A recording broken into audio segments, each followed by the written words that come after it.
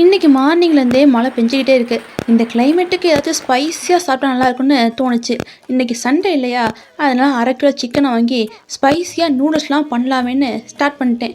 என் அம்மா ரெசிபி சொல்ல நான் செய்யன்னு ஒரு வழியாக எல்லாத்தையும் பண்ணியெல்லாம் முடிச்சுட்டு சிக்கன் குழம்பையும் இந்த நூடுல்ஸையும் வச்சு சாப்பிட்டா டேஸ்ட்டு சூப்பராக இருந்துச்சு போங்க.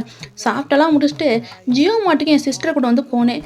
பில்டிங் வந்து எந்த அளவுக்கு பெருசாக இருக்கோ விலையும் அந்த அளவுக்கு பெருசாக இருக்குது. அதனால் வளவளன்னு ரொம்பலாம் வாங்காமல் எங்களுக்கு தேவையானது மட்டும் கொஞ்சோன்னு வாங்கிட்டு கிச்சன் ஐட்டம்ஸ்லாம் கொஞ்சம் பார்த்தோம். அதுவும் பாருங்கள் ரொம்ப காஸ்ட்லியாக தான் இருக்குது. சரி எதுவுமே வேண்டான்னு கிளம்பலான்னு போது இந்த பிஸ்கட் வந்து பார்த்துட்டேன்.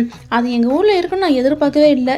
சரி இருக்குல்ல, அதையும் அள்ளி போட்டு பில்லை போட்டு ஸ்ட்ரைட்டாக வீட்டுக்கு வந்தோடனே வேலையாக இந்த பிஸ்கட் தான் சாப்பிட ஆரம்பிச்சிட்டேன்.